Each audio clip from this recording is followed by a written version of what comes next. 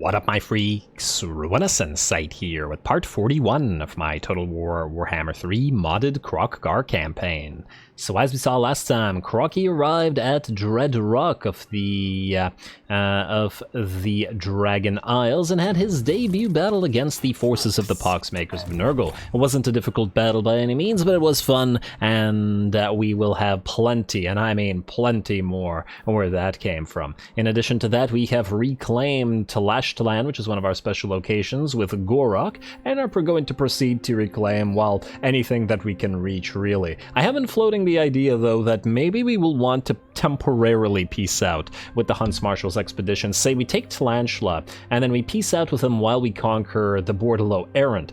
By the time we get back to this place, 10 turns will have passed and we can simply redeclare war. Even though it'll give them time to recover, I think it's better to consolidate up to the coast here, so we'll probably give that a try. Now, between the episodes, you guys may notice, by the looks of this map, I did a few things. Namely, Carricate Peaks and Valea's Sorrow has been given to Clan Angrand. Well, you had to trade Beric Var as well to them, but it achieved several things. First of all, we now have Zvorak and Verdanos here. I believe Zvorak was traded from Clan Angrand, while Carricangazar was also traded from Clan Angrand for Beric Var. Then, Carricangazar was given to the Golden Order to get a military alliance, a bunch of money, and had them declare war on 50,000 factions, which will make them love us and love all of our allies as well. I did a similar thing with Beric Var, forced them to declare war on a bunch of factions,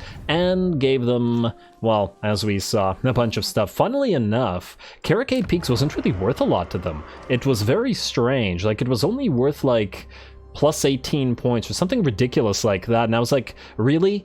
Clan Angrand should be like plus 100, plus 1,000, plus 8 million points for giving them Carricate Peaks, and it wasn't even worth enough to take back Bitterstone Mine, which I traded to them. So yeah, it was very strange. But oh well, at the end of the day, we did get Bitterstone Mine back. I don't remember for what, and I think it was actually for 8 peaks plus money. Or maybe Valea's Sorrow or something.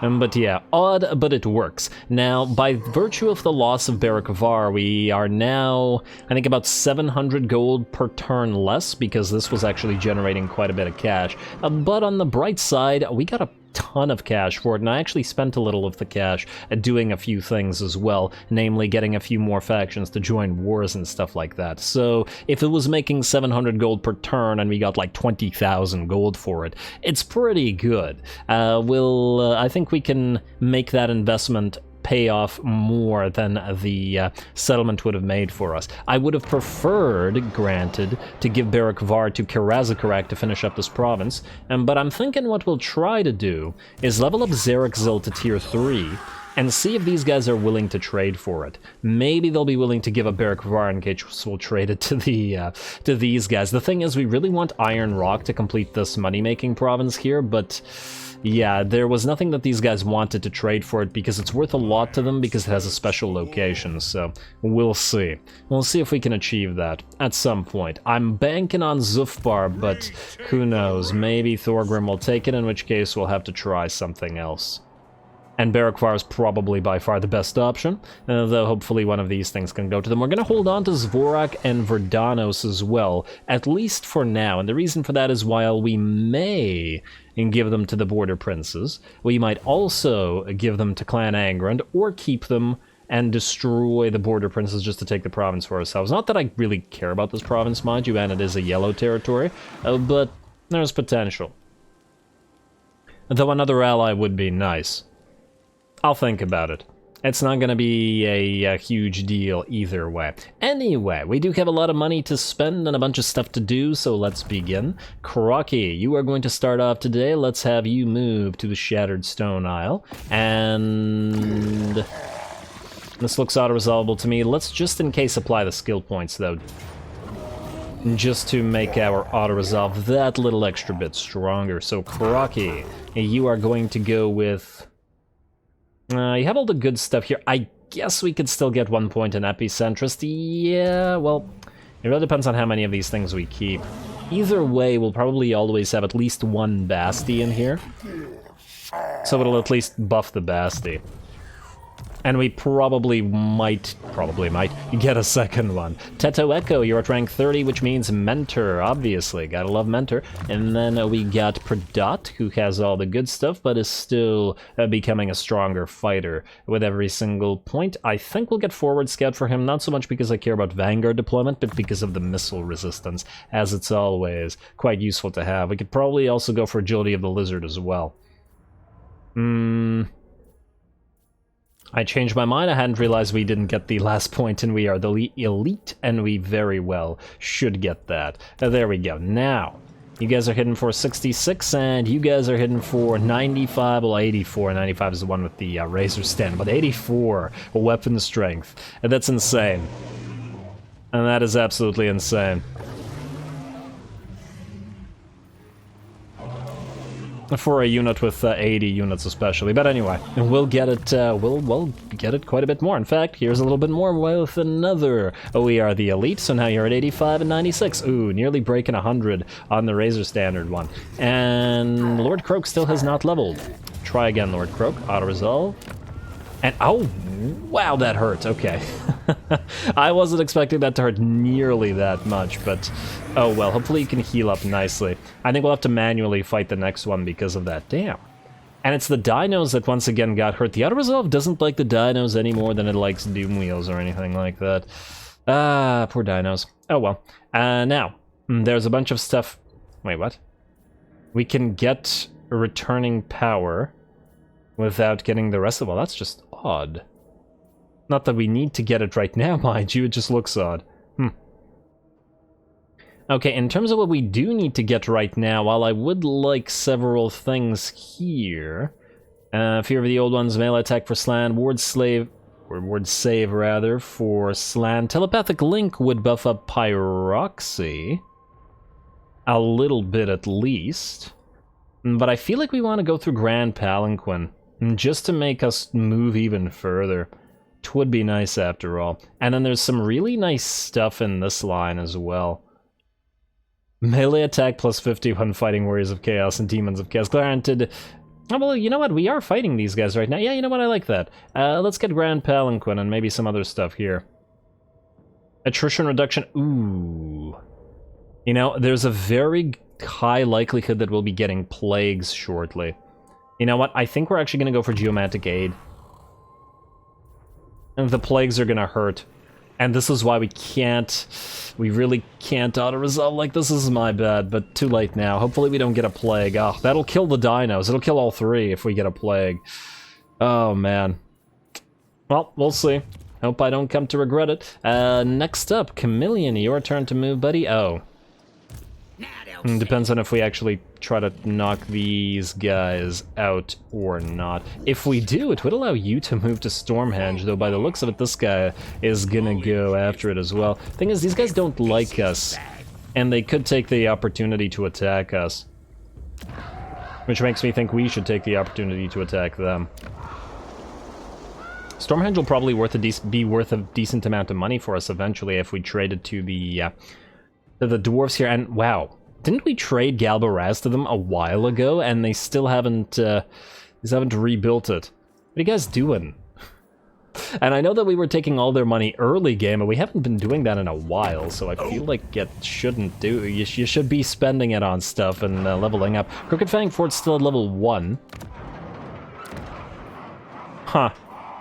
Some pits at level 1. I feel like the AI, it's definitely in one of those situations where it's become our ally, unless it's become stupid and incapable, because it really should be stronger than this, but oh well.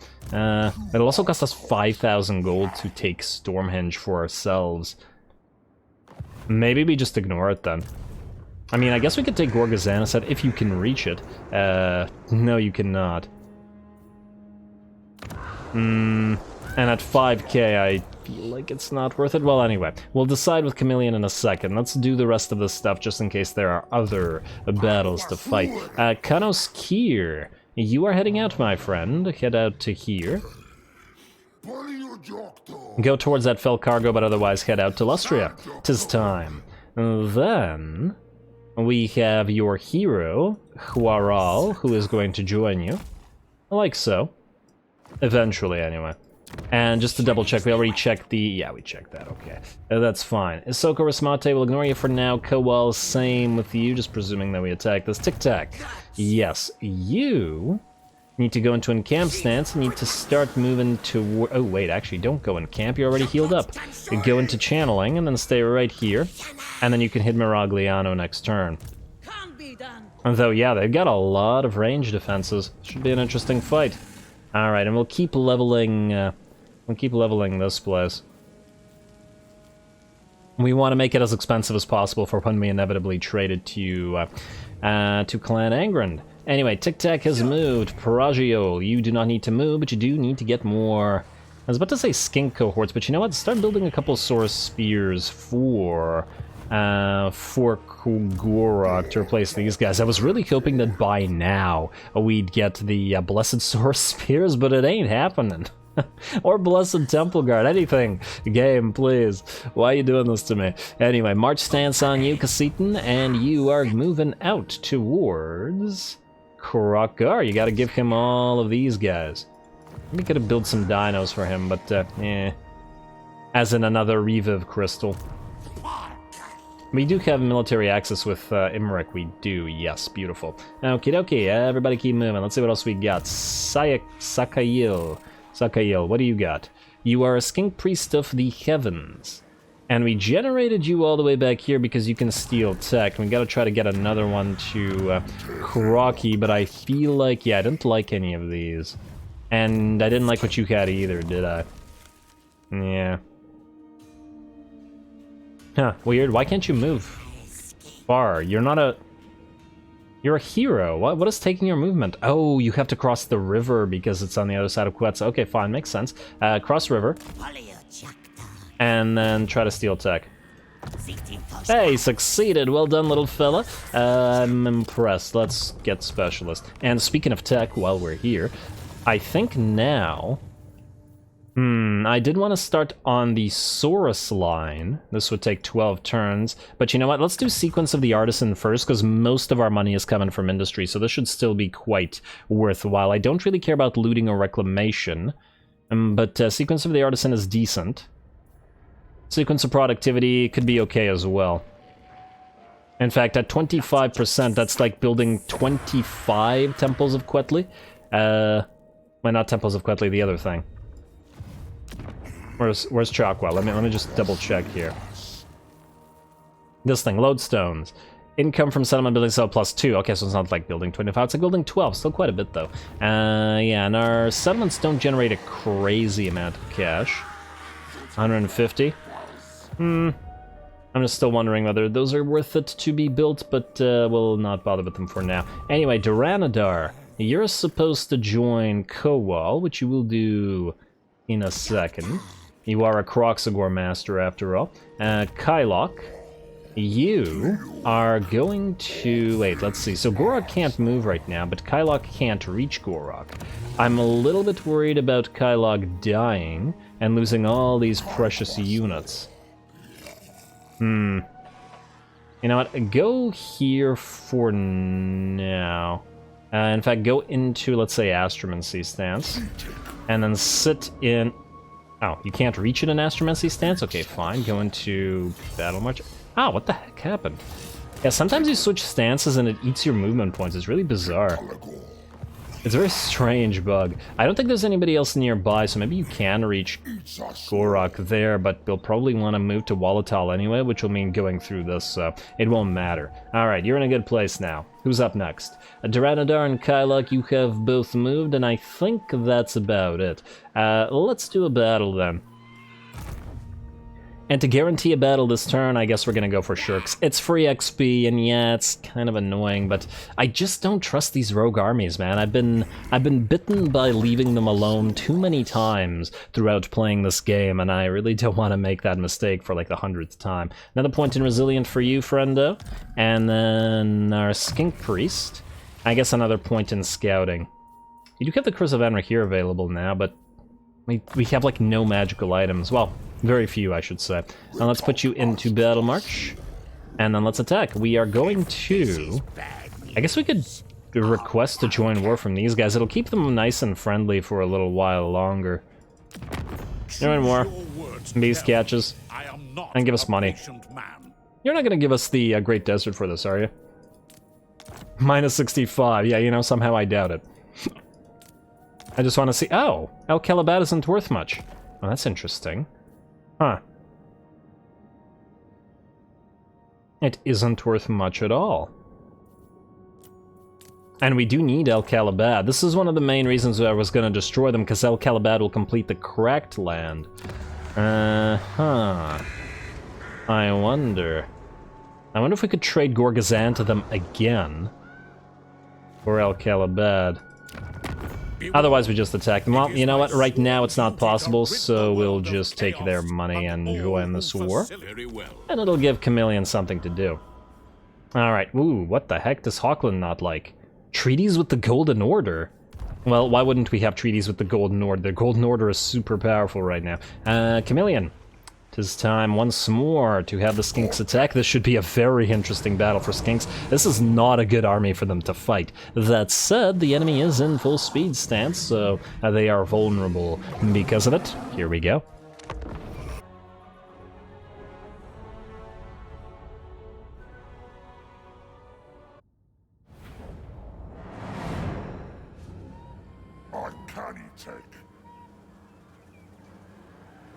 Alrighty, here we go. Let's see what we can do about this absolutely massive pile of cavalry and just generally fast-moving units. And some Chaos Spawn, which aren't crazy fast, mind you, but, well, they'll still be quite annoying for this army to deal with. This whole army will be quite annoying. That said, because they're... Wait, fresh? Huh. Wait, their vigor isn't hurt. I thought they were in full speed stance. Were they not in full speed stance? Oh, no. Okay, that's not great. Okay, if they're not debuffed, that's going to be much, much worse. Okay, we'll have to be careful here. Or at least, I would like to be careful, but I didn't actually realize this one fighting. I just fought like I would normally anyway. Interesting. Well, anyway, we're gonna start the battle off by having the Chameleon Skinks annoy this poor unit of Goblin Wolf Rider Archers. A terrible, terrible matchup for these Wolf Rider Archers in particular, as they can't really hurt the Chameleon Skinks, and we've got some Fireleech Bolas to do a little bit of work on them as well. And we also have a few units of Squig Herders back here, Squig Hoppers rather, who are going to move in, but only to take bombs to the head, as well as Chameleon Stalkers charging in, dropping those precursor weapons and forcing them pretty much immediately off the map. It looks like we also did countercharge Chameleon into one of the other units of Night Goblin Squig Hoppers, and these guys are in pretty bad shape when fighting Carno. Interestingly enough, while these 3 units have been destroyed, the rest of the enemy army has not yet been committed. It looks like the enemy decided that it didn't quite want to commit everybody, which I guess is fine by us as we get into position. We're actually going to keep most of our Red Crest very, very close together, as establishing a wide battle line in this particular battle wouldn't be very good for us. It would just be playing into the enemy's hands, and we don't want to fight this on their terms with all the mobility they have. We also have our Basties with Ark of Sotek guarding both flanks, so if the enemies do try to flank this force, they have to deal with the Arks of Sotek. Chameleon's obviously going to be out front, and we're going to send the rest of our army in shortly, and it looks like Chameleon might actually get stuck from all the units attacking him. But it's fine. He did kill a unit basically by himself. Nice jump, knocking out 2 more Squig Hoppers as the enemy actually runs from him, and here we go. The enemy's finally sent in some useful units, or some units that could actually threaten him, in the form of all these Chaos Spawn. And they are damage dealers after all. They are, however, also taking damage from our Chameleon Skinks, and I don't think with them being poisoned, there's much of a chance of them catching these guys. Unless skirmishes go... Oh, really? You gotta be kidding me. These guys move at 65 speed, and these guys move at 44 when poisoned, and they still manage to catch them. Why is skirmish so bad? Fix the damn skirmish. Ah. I feel like every time I use a unit with skirmish, and then I don't just turn skirmish mode off and babysit every single unit directly, every single time I regret it. Yeah, well, a few of our Chameleon Skinks got hurt and caught, but they should be able to back out as the rest of the Chaos Spawn get completely overrun by Red Crest. We've also dropped our 2 Skink Chiefs, which are on their Pterodons, in to help, and we also have an Ark of Sotek slowing these guys down, as well as poisoning them or overwhelming them with Overwhelm. Otherwise, the other units are moving in to help out against the Chaos Spawn, and there are piles upon piles of them here, and it does look like Chameleon has actually suffered damage from said Chaos Spawn surrounding him. The other units don't look to be much of a threat, however, as most of them are either routing or in very bad shape already, so really it's just the battle of us versus Chaos Spawn. The monsters versus the monsters in some ways, but also the tiny adorable little skinks and knocking them down over time. I love watching the skinks slowly, or quickly in this particular case, take down much bigger units.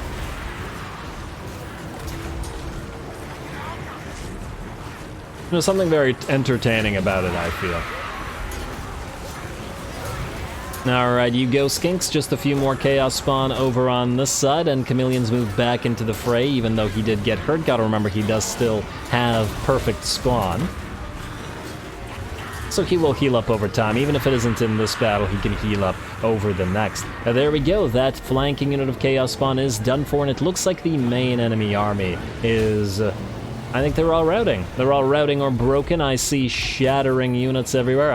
One unit of Knights Goblin Squidhoppers came back. The enemy Goblin Great Shaman now surrounded by Chameleon Stalkers, and I think as soon as these Chaos Spawn are done for, the battle will be ours. Fortunately for us, they have to fight all of these dinos, as well as the Skinks, and the two Arks of Sotek will be keeping them nice and weak. Poison, Overwhelm, and Bone Crusher on them at the same time. Overwhelm was gone, damn. I wanted to see what their debuffs look like when Overwhelm was up. Alright, come on, somebody get Overwhelm back up and running. Come on. Wait, just give me a second here. There we go. Overwhelm. 45 weapon strength down from whatever. 45 is what, half the weapon strength of a Saurus unit? Ouch, not so great on monstrous infantry. Lovely. Anyway, with that, most of them are just going to get absolutely overrun by Skinks. Fun little battle though, I gotta say. Definitely worth taking. If nothing else, just for enjoying the Skinks do their thing. I'm really glad we built Chameleon's army to be the Skink army. I've had a lot of fun with this army. And there we go, last of the Chaos Spawn have fallen. I think there's one more in there, but it got knocked down by the dinos, and one of the dinos should take it out. There we go, it's gonna roll, it's gonna die, and the battle will end. Beautiful. I decided not to chase the enemy because I figured that it was indeed in march stance or full speed stance. You know what, let's find out if it is. Will we have to follow them, or will they be destroyed? And why wasn't their vigor affected?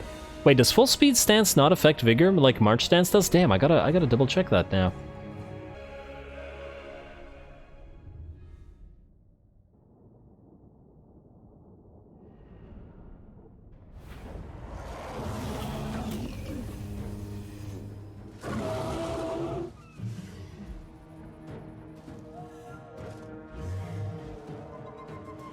Alrighty, there we go. Certainly not a crazy difficult battle, but once again, it's not the ideal sort of army for the Skink army to face. We bank on being mobile, and when we face off against a bunch of mobile cav and monsters and stuff, we can't really lean into that, and the Skinks are very fragile, so definitely something that we gotta be careful about.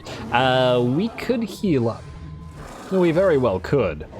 But we are near friendly territory, so I feel like we'll take the money and just heal for a turn, either in our own sea or in the nearby territories. Eben Mapok has gotten himself a stag. We got a Shield of Talos, and Eben Mapok is one of these guys. Yes, more skink power. We also gonna have a Mr. Kowal go out to attack Zajar Backslider. Hopefully that will kill him for good. I feel like I know what's going to happen. We're going to attack him. He's going to move either here or... he's going to go like this. And then we won't be able to reach him. At least not with Kowal. How far can you move?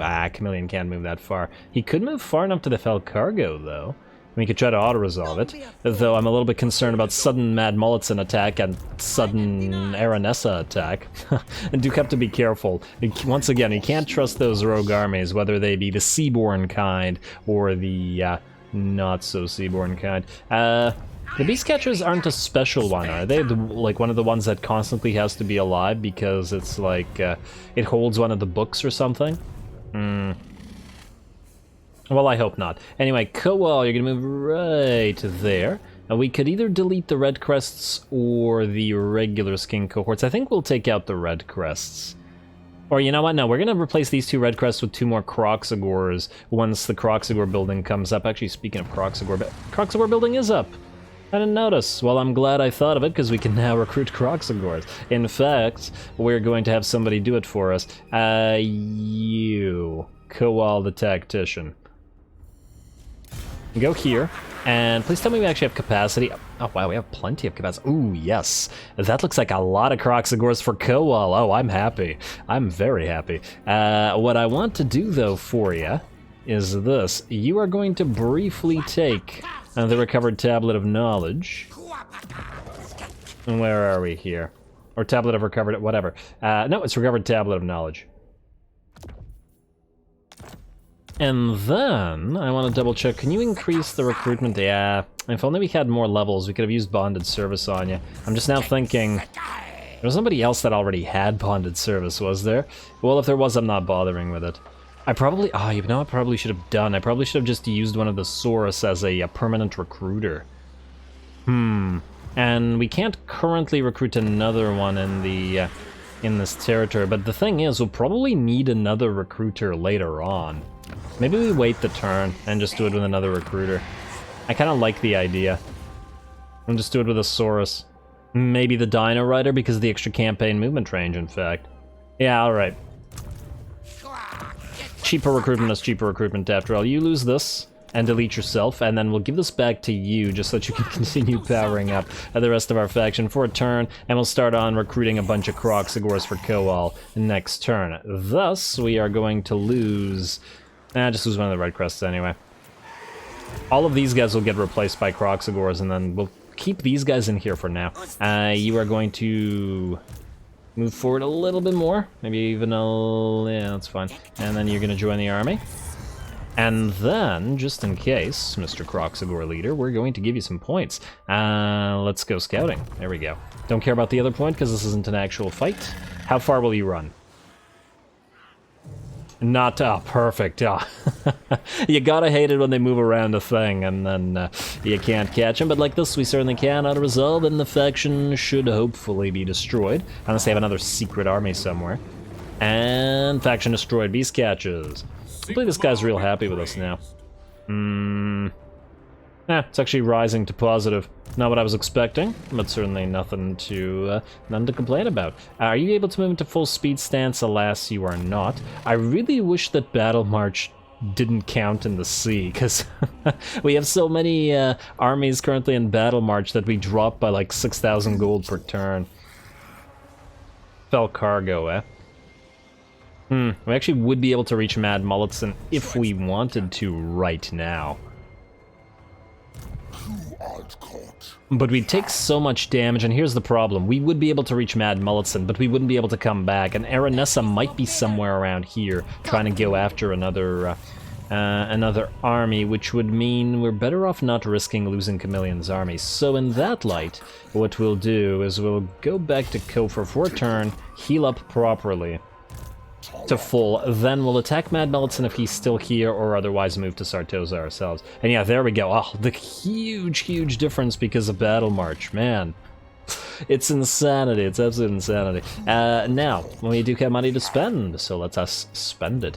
Kingdom of the Beasts. Let us get that Geomantic Pylon up to level 2. Ooh, that's expensive. We will hold off on the Totems of Quetley, I guess. Just not enough of a buff. Let's see about the next Geomantic Pylons. If we're building these, we might as well lean into building these. But we do want to prioritize the places that make the most money, which is you, Kingdom of the Beasts, and you, Crater of the Walking Dead, but that's next turn. Okay, so that's fine. Alrighty, let's see what else. Kasabar, we'll get you your first Geomantic Pylon. And we will get you... oh, you don't have a Kroq-Gar Labor District? I guess we'll do that. I did want the Floating Gardens as well. But honestly, this place is growing really fast with the meat storage hall. Maybe we just leave it up until we get a little bit closer to tier 5, and then take it down in place for the public order. Alright, next up, Central Jungles, Quetzalcoatl, 7.2k for that Geomantic Spire. The insane amounts of cash. This place actually will take a long time to pay for itself. Yeah, it's only a 50 gold increase, plus the minus 5%. Yeah, you know what? In this place, I think it'll take too long to pay for itself, so we'll wait for that. Temple Avenue of Gold, he is also not making a crazy amount of money. So let's check out the rest of the stuff first. Wizard Caliph's Palace will also need it, but we can build a tier 1 one. It doesn't look like it's going to pay for itself yet, but this place will be making a lot of money eventually, even reduced by the defensive buildings. Yes to the money. Western Badlands, Ekrund. Well, at this point, yes, we're keeping Ekrund. So we are going to go Old One Monument for you. We are going to upgrade the Skink Barrios, and we're going to get another Old One Monument here. We're going to need a lot of these, because we have 4 territories, each of which provides a -4 control. So basically, every single territory is going to require an Old One Monument to keep the control nice and balanced. And oh, we don't have the 10% cost reduction for this turn. Nah, whatever. It's only 10%, and it's not like we built anything crazy expensive in those places, so I think it's fine for now. Shattered Stone Isle. We will need defenses here for now. Eventually we will delete them, but once we clear out these guys and hopefully ally with the elves down here, and maybe even kill Kairos. But for now, yes. Yes to the defenses. Western Border Princes, we will be deleting all of you. We will not be building anything at the temple, or at the Black Pyramid of Nagash. For now, and everything else I think is fine. Now, is anything here actually somewhere where we... Ooh, wow, look at that public order. Awful. Anything here where we can collect money? Like Tower of Arcan, we can build stuff, get the Old One Monument up and running. Really need that El Calabad, man. And the rest, I think, is fine. We're not going to repair Chaco, at least not for now, because there's a very high likelihood that it will fall. Alrighty, is anybody else in March, or in Battle March stance that doesn't need to be? Gorok. Well, you are, but you're also healing and you're also in a settlement, so that doesn't actually do anything for us right now. So in that light, I believe we're ready to end the turn. Yes? Yes. Alright, let's just do 2 things. First of all, thing 1. An aggression pact with Vidrioth is possible, but I'm not sure that we need it as much as anything else, and I think that's all we can do. Alright, let's end the turn. There's a high, I would say very high, the likelihood that we get attack at the Altar of the Horned Rat, but we shall see. Skip, skip, skip. Damage building, skip. Outpost available where? Who's outpost? Oh, the Golden Order's outpost. Oh. Yeah, that seems like a yes to me. Steingard, I take it Fildorf isn't an option? I don't see Fildorf. Yeah, Steingard looks fine. I mean, look at all the different types of units that we can get out of here. Steingard's probably the best. And they do have Demigryphs. I think they have pretty much everything. Really, it's just the Hellstorm rockets that we really want out of the Imperial roster. Maybe some mortar war wagons and outriders with grenade launchers could come in handy. Steam tanks later on, but for now, yeah, Steingard. It looks good to me.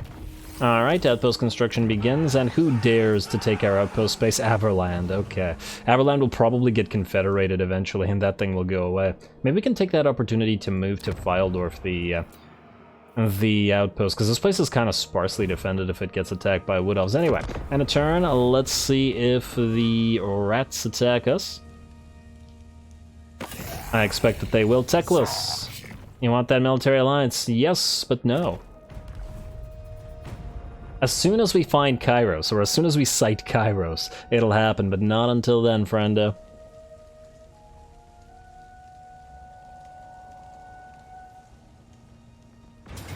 And yes, Lord Skrolk will indeed attack, but it'll be the debut of the Thunderous One. Close defeat. We have to be much, much more wary of this army than we did of Luther Harkin and his madness, but hopefully we can pull it off. I'm gonna put the Gleaming Pennant actually not on you, I know that this guy already causes fear, but I want him to cause terror as well. Mostly because, well, the skin cohorts are probably gonna die regardless. Yeah, alright. I think we can manage this, if we're careful, if we don't get screwed by something. Gotta be watching out for Lord Skroak and a bunch of other stuff, and oh man, he has a lot of mana to cast a lot of stuff. Oh well, let's give it a try.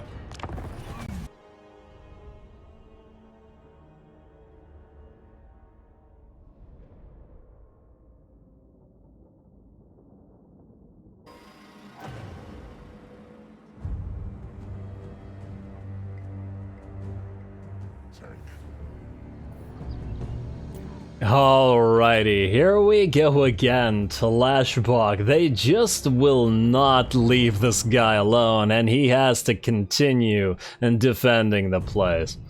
Oh man, hopefully you survive, man, because I'm really attached to you, but we are going to have to see here. And now, you have a new pet, the Thunderous one, the Regiment of Renown of the Ancient Stag, and a pretty glorious one with some special effects. That lightning ability, the Judgment of Uxmak, which automatically activates when he's in melee periodically, as well as the access to the Rod of the Storm, which is an Urnon's Thunderbolt castable, which is great, as I've already noted, for defending the walls. These guys are not going to just be sitting here, however. I am going to sally them out as soon as I find Lord Skroak, which is right here, so it's great that I did deploy these guys here. I couldn't actually see where Lord Skroak was because, I don't know, maybe he was hidden in a tree or something like that. Anyway, we also have to remember that the last time TLAXBOQ fought, we lost to these two, well, we had these two breaches in the walls from the enemy artillery.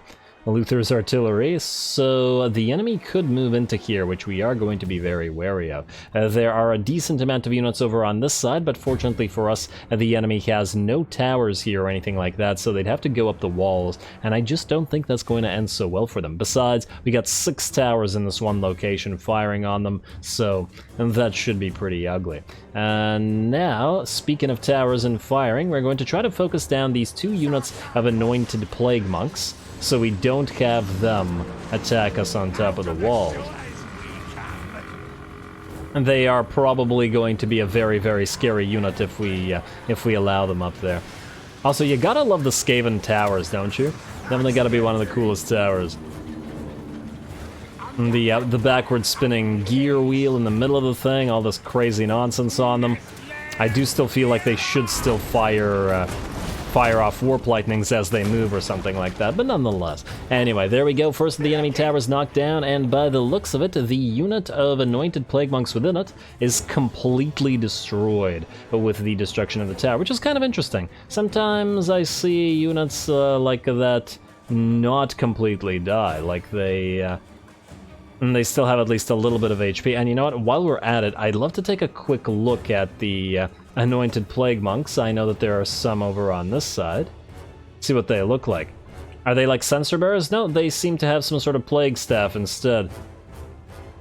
Unbreakable, Defender, Anointed Plague Monks, yada yada yada. They have a bunch of buffs as well, and yes, they have magical attacks and the dampen effect. Well, that's all going to be useless if they can't get up to the walls, which the towers are certainly going to have something to say about. Anyway, we have sallied out and we're doing 2 things. Our Reviv Crystal is charging the enemy Rattling Guns here, the Thunderous one is charging the Jezzails here just to stop them from firing, while Mr. TLAXBOQ has found Lord Skroak. He is by himself and he has some nice stats, but TLAXBOQ is going to activate his Sword of Anti-Heroes, as well as all his buffs, and force Lord Skroak against the wall.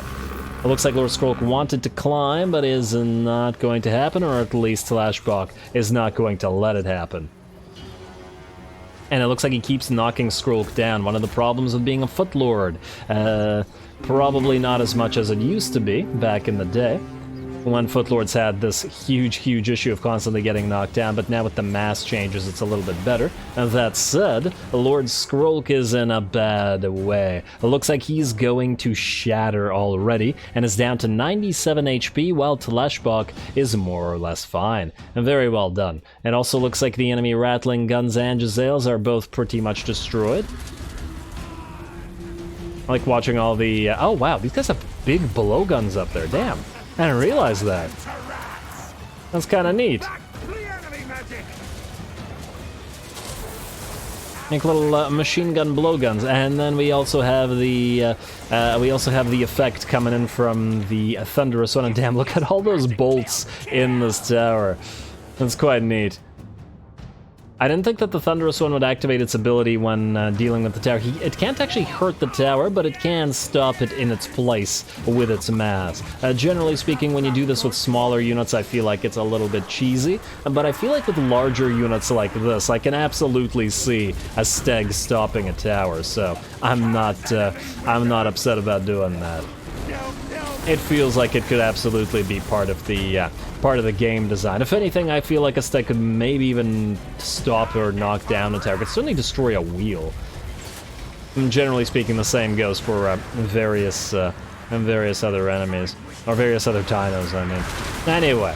Let's see what we've got left. It looks like we managed to knock down 3 out of 4 towers. This one looks like it will disgorge its forces, but oh well. On the bright side, though, TLAXBOQ has chased down and killed Lord Skrolk. The middle portion of the battlefield does still have some stuff going on, but both of the flanks appear to be going very much in our favor. More of these Plague Monks are getting knocked down. I'm not sure what they're going to do, but a few of them will manage to climb up here and start fighting the Saurus. Since we haven't really seen Anointed Plague Monks fight, I think this is where we're gonna look. Especially now that Lord Skrolk is dead, we're a lot less concerned about losing our losing in general. And the enemy could, of course, still make it through. And these guys don't have perfect vigor, right? Let's see. Yeah, they're very tired from climbing. Beautiful. And they're having quite the tough time dealing with the Saurus. Very nice. That Plague Monk loses his head, and I believe that... Oh, there's a couple more. Let's say that was the last ones. Okay, these are the last ones.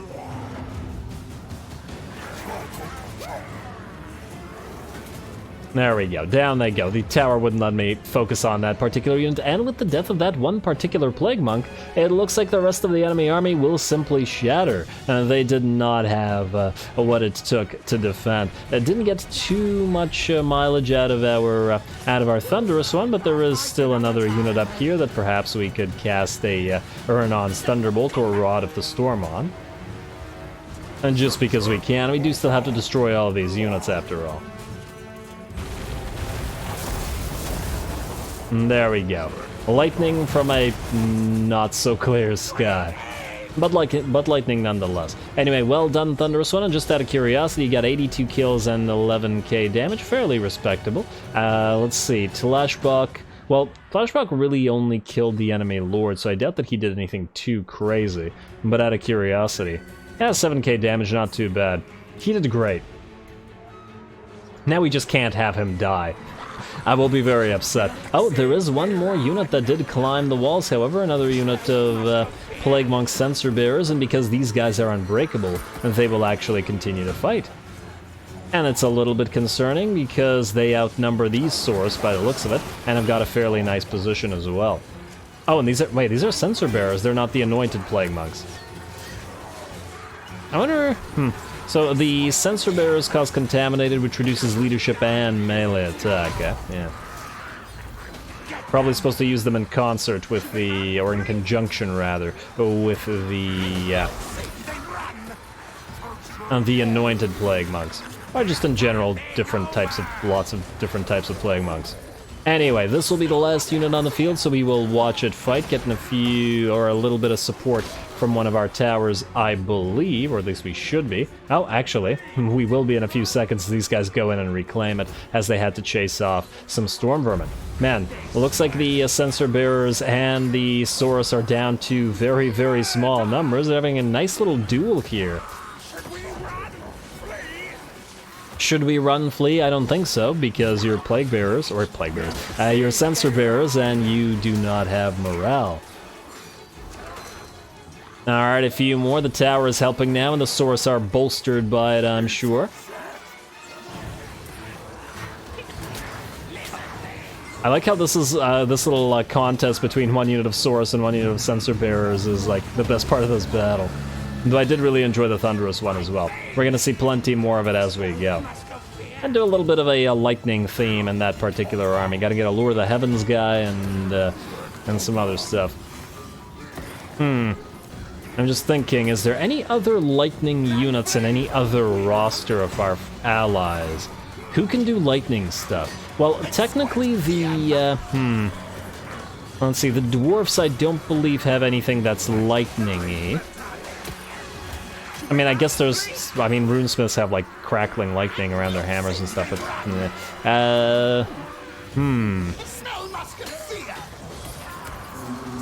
maybe not. Maybe there's nothing else that's lightning-y.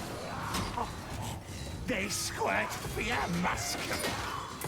What about the war compasses? The war compasses have bound spells as well, right? They have, I think they have Comet of Cassandora and stuff, as well as magical mastery, or spell mastery rather.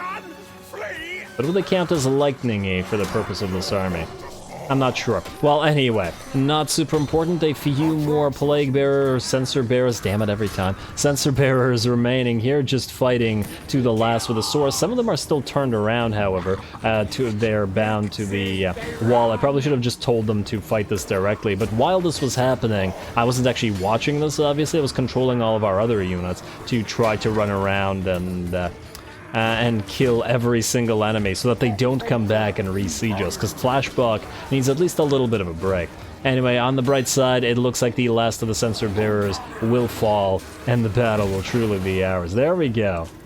Soros do manage to win it in the end, although they did certainly take quite a beating.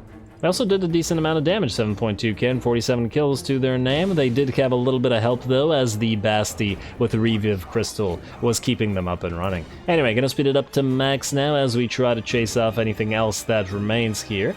Most of the enemy on this side was cleared out by the towers, so these units really didn't really do much of anything. And I guess the biggest portion, the most difficult portion of the battle was in the center where the breaches were, but ironically not through the breaches. Oh, I just saw the Thunderous one use its Thundery effect as well. The heck's it do? Oh, right. There's a few rats that are like right beside the walls here, or at least there were, because they got stuck or whatever. And we're just trying to chase them off, as well as a few other units that remain. These guys still have 17 units in their formation. We do want to destroy them as well. Yeah, sometimes it's really weirdly difficult to target a unit. Like, I've told these skink cohorts with javelins to target these guys like 10 times, and they kind of refuse to do it, as these guys just run back and forth. Ah, there we go, finally. They finally figured out how to javelin, which is like their main job. Alright, a few more hits, come on now.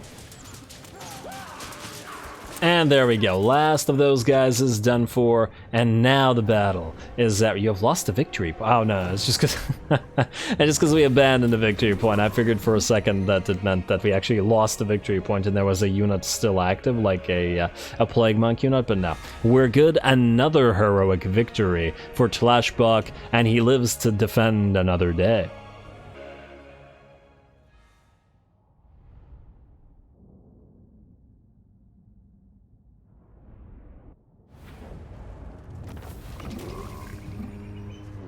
Oh wow, we got a Lichbone Pendant out of that. That is a very, very much needed pickup, and a very nice one at that. That said, I'm very proud of TLAXBOQ. Now I'm really attached to him. He absolutely wrecked a Lord Skrolk in a one-on-one outside the walls, and by and large, the army is destroyed. A little bit disappointed that one of the Rattling guns survived, but otherwise, we fine. We're gonna take the money, 4.2k. It's a nice reward for what we did here, and especially, what is this? Pragio. Who the heck is Pragio? Oh, right, he's defending Itza. Yeah, we're gonna do that, resolve this. A waste of time. We can also take the... Hey, free Iron Curse icon. Take the money. Oh, they're probably jumping over to try to go either to Chakwa or to... Henri the Drowned is back. They're trying to go either to... Oh man, this one allows us to heal then. Annoying. Trying to go to Chakwa or to the pools there. Marcus, you're offering to peace out, but not yet. Only after we take your next territory. Just because it'll complete a province. Oh, man. Poor TLAXBOQ. They just won't leave him alone. Alberic, you want peace as well. Maybe you shouldn't have been trying to fight us in the first place. We would have happily allied with you if you hadn't been trying to attack us. Hey, Farak has a recruitment cost reduction. That's nice. Immune to swamp attrition for TLAXBOQ. Not that we really care about that one, but nonetheless, kind of a mad defeat trait. A Lichbone Pendant, of course, though, is very, very nice. Settlement besieged again, Altar of the Horned Rat, and why does everything look weird? It's supposed to look like this. There we go. And Wafail's Broken Axe, thanks for telling us. I don't see why we'd be concerned about that. Oh, okay, I guess we can see the Broken Axe, but still, damn. Settlement Lost, Chakwa. Oh, somebody's finally reclaimed it. And it's these guys. Damn, they're probably going to take the Sacred Pools as well. We should probably just cancel the building here.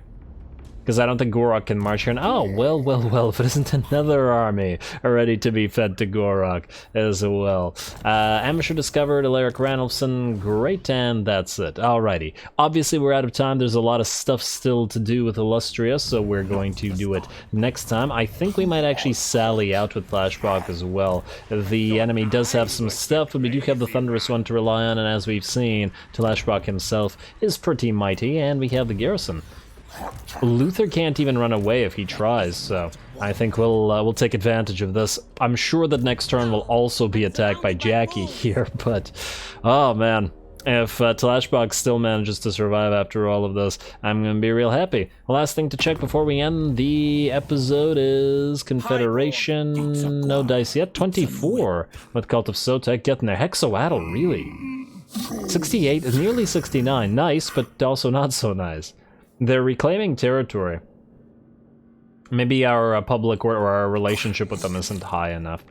It's a lot higher with the Cult of Sotek, but I really don't recall our reputation with Talaqua being insanely high either, and we confederated them just fine. Anyway, with that, as I said, I am going to call the episode. Next time we continue dealing with Lustria, we attack Miragliano with Tic-Tac-Toe, and we move towards Sartosa with Chameleon and Co. as well, though he might stop on by to kill Mad Mullitson if the opportunity presents itself. Aha, I see Aranessa now, though.